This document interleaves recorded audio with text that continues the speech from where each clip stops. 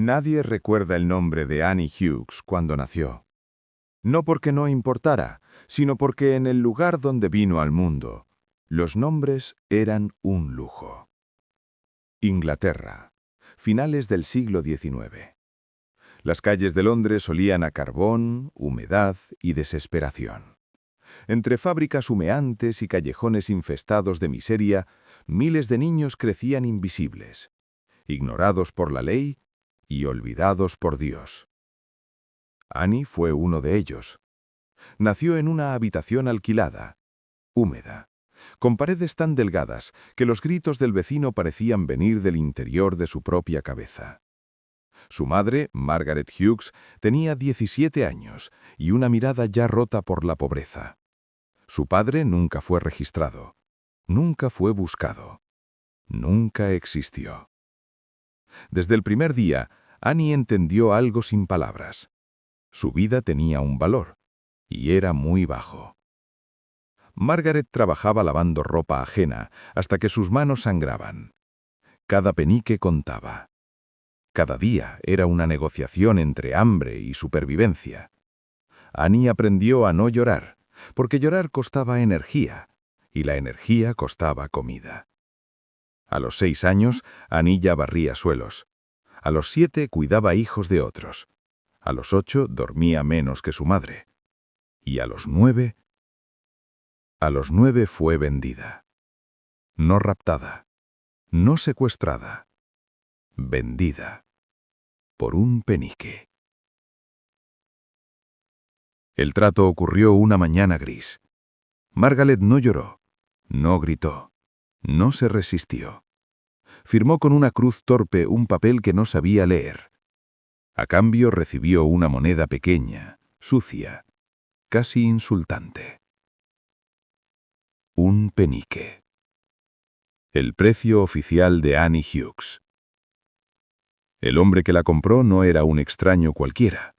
Vestía bien, hablaba despacio, sonreía con educación. Dijo que Annie tendría comida, techo y trabajo, que sería útil. Margaret bajó la cabeza. Annie no entendió las palabras, pero entendió el silencio. Esa fue la última vez que vio a su madre. La llevaron en un carruaje cerrado, oscuro, sin ventanas. Annie apretaba una muñeca de trapo, mientras el traqueteo de las ruedas marcaba el ritmo de su nueva vida. Llegaron a una casa grande, demasiado grande. Una casa donde las sombras parecían observar. Allí no era Annie. Allí era propiedad. Le cortaron el cabello. Le dieron ropa usada. Le enseñaron reglas simples: obedecer, callar, trabajar. La mujer de la casa, la señora Whitmore, tenía una voz suave y ojos que nunca parpadeaban. Decía palabras amables mientras castigaba con precisión quirúrgica. Annie aprendió rápido que el dolor podía llegar incluso envuelto en cortesía. Trabajaba desde antes del amanecer. Limpieza, agua fría, escaleras interminables. Si se detenía, había castigo. Si hablaba, había castigo. Si lloraba, había algo peor. Las noches eran el verdadero infierno. Annie dormía en un cuarto sin calefacción, escuchando pasos, respiraciones ajenas, puertas que se abrían sin aviso. Aprendió a tensar el cuerpo incluso dormida. Aprendió a desaparecer. A los 9 años, su infancia ya había terminado. A los 10, su nombre dejó de tener sentido. La casa escondía secretos. Annie los olía, los escuchaba, los sentía en la forma en que los adultos evitaban ciertas habitaciones, en cómo bajaban la voz, en cómo cerraban puertas con llave desde fuera. Una noche, Annie fue llamada a la cocina. La señora Whitmore le ofreció pan caliente. Le habló con dulzura, demasiada dulzura. Annie no entendía por qué temblaba. Esa noche comprendió algo que la marcaría para siempre. No todas las heridas sangran. Días después, otra niña llegó a la casa, más pequeña, más asustada. Annie la reconoció en sus ojos. La misma confusión, el mismo miedo. La niña no duró mucho. Un día simplemente desapareció. Nadie preguntó, nadie explicó. La casa siguió funcionando como si nada. Annie entendió que el silencio era una sentencia de vida. Y entonces llegó el rumor. Vecinos murmuraban, sirvientes evitaban mirarla. Algo se estaba moviendo bajo la superficie. Annie no sabía qué era, pero sabía que la incluía. Una madrugada, la policía golpeó la puerta. Los adultos sonrieron, los niños temblaron. Annie fue llevada aparte, interrogada, observada.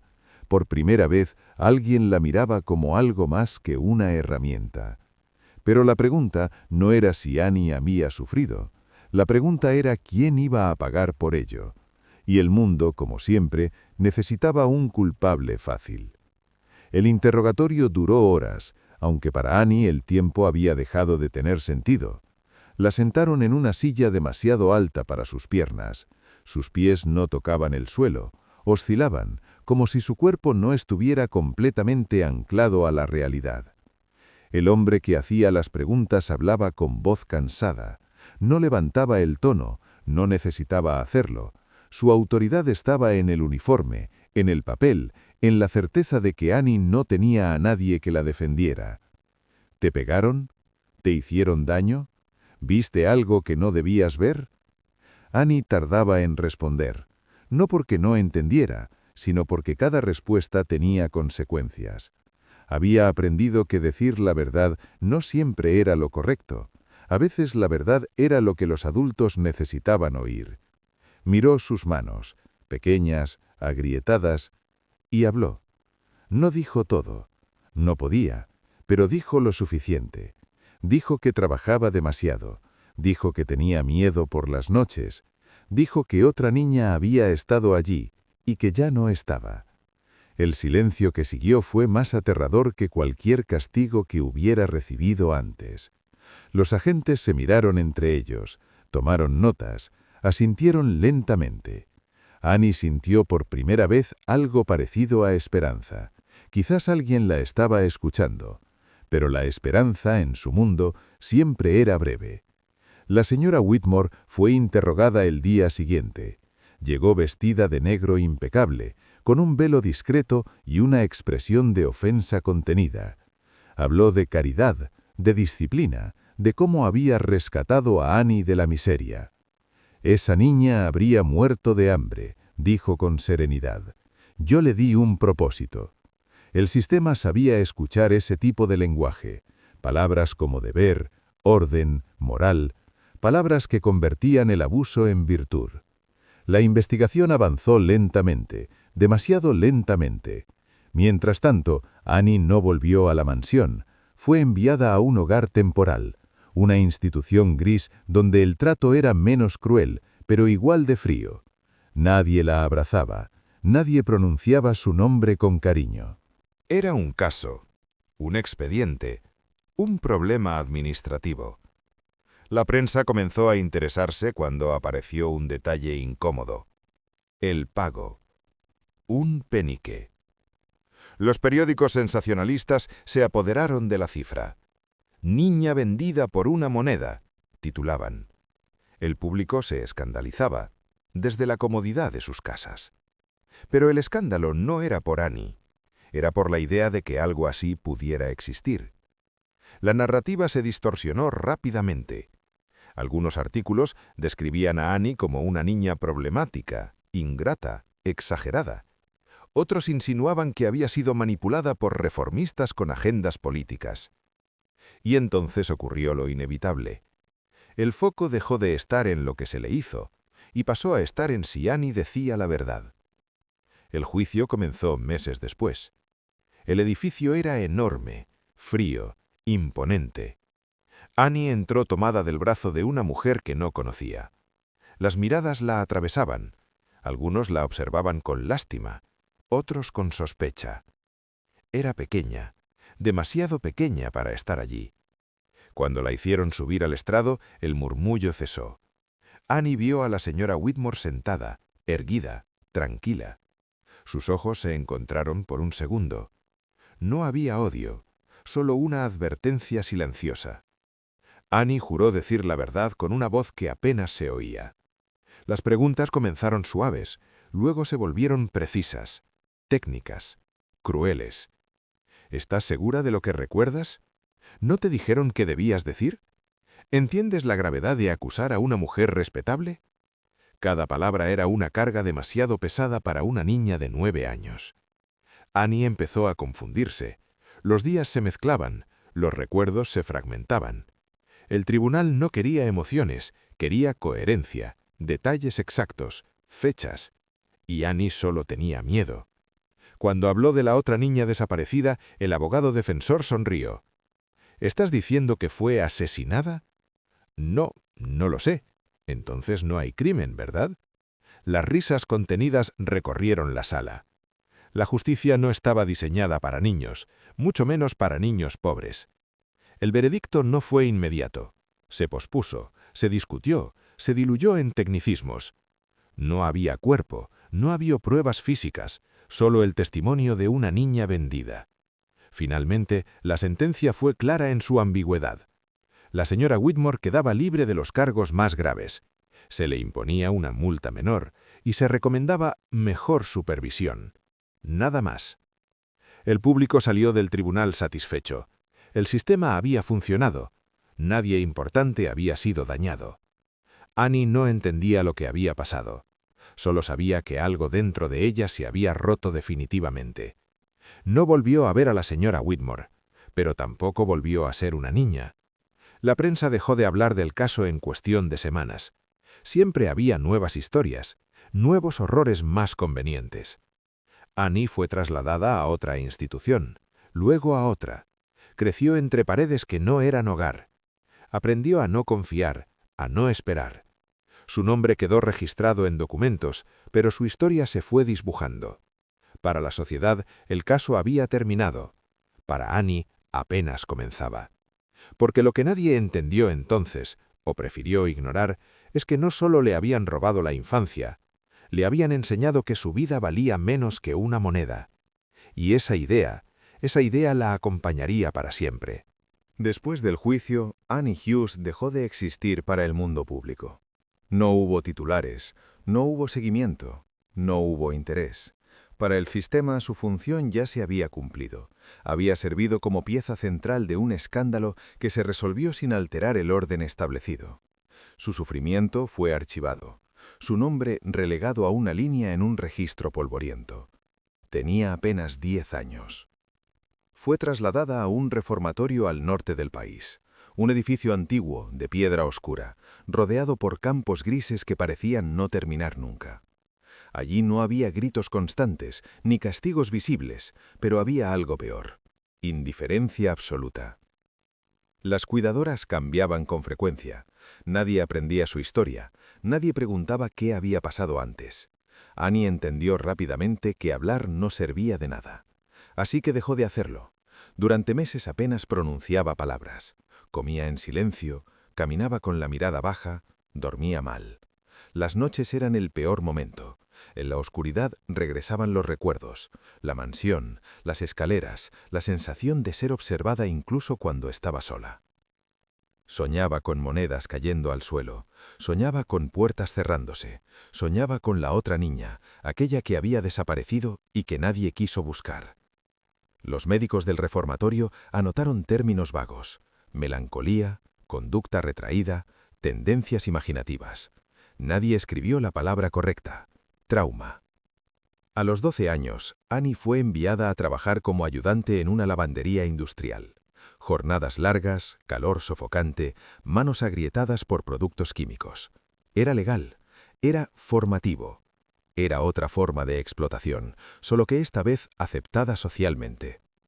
Allí aprendió algo fundamental. Su cuerpo seguía siendo una herramienta para otros, no una persona, no una niña, una función. Con el paso de los años, Annie creció físicamente, pero por dentro permaneció fragmentada. Nunca desarrolló vínculos profundos, desconfiaba de cualquier gesto de amabilidad. Cada favor parecía esconder un precio. Porque ella sabía exactamente cuánto valía una vida cuando nadie la defiende. Un penique. A los 16 años intentó escapar. Caminó durante horas por la noche, sin rumbo claro. Fue encontrada al amanecer, agotada, sentada junto a un camino. Nadie le preguntó por qué se había ido, solo la devolvieron. El castigo fue aislamiento. Semanas enteras en una habitación pequeña, sin más compañía que sus pensamientos. Fue allí donde algo terminó de romperse. Annie comenzó a hablar sola, a repetir frases sin sentido, a recordar en voz alta escenas que nadie más había presenciado. Cuando salió, ya no era la misma. Los informes médicos se volvieron más severos. Inestabilidad emocional, conducta errática, posible histeria. Términos que en esa época eran sentencia. A los 18 años, Annie fue declarada no apta para la vida independiente. La enviaron a una institución psiquiátrica. El lugar era frío, húmedo, diseñado para ocultar más que para curar. Las pacientes eran mujeres que no encajaban, demasiado tristes, demasiado rebeldes, demasiado dañadas. Annie era perfecta para ese mundo. Allí perdió su nombre, pasó a ser un número, un expediente más. Los tratamientos eran brutales, sedantes, confinamiento, silencio forzado. Nadie le pidió que hablara de su infancia. Nadie quería abrir esa puerta, porque hacerlo habría implicado aceptar que el sistema había fallado desde el principio. Con los años, Annie dejó de resistirse, se volvió dócil, vacía. Sus ojos ya no buscaban nada. A veces sonreía sin motivo, a veces lloraba durante horas. Murió joven. No hay una fecha exacta, no hay una causa clara, solo una anotación breve en un registro. Fallecimiento por causas naturales. Tenía 27 años. Fue enterrada en una fosa común, sin lápida, sin ceremonia. Nadie reclamó su cuerpo. Nadie pronunció su nombre en voz alta ese día. La señora Whitmore murió años después, respetada, rodeada de comodidades. Nunca fue juzgada nuevamente, nunca pidió perdón. En su testamento dejó donaciones a obras de caridad infantil. La ironía nunca fue castigada. Hoy, el caso de Annie Hughes apenas aparece en archivos históricos. Es una nota al margen, una curiosidad, un ejemplo extremo que algunos académicos citan para hablar de abusos del pasado. Pero Annie no es pasado, es un recordatorio de lo que ocurre cuando una sociedad decide que algunas vidas son prescindibles, cuando la justicia protege más a la reputación que a la verdad, cuando una niña puede ser vendida por una moneda y nadie considera que eso sea imperdonable. La historia de Annie Hughes no tiene redención, no tiene justicia poética, no tiene cierre reconfortante. Solo tiene silencio, y ese silencio, espeso, incómodo, persistente, es el verdadero legado de su vida. Porque mientras existan historias como la suya, el horror no pertenece al pasado. Sigue ocurriendo, solo que con otros nombres, con otros precios y con la misma indiferencia.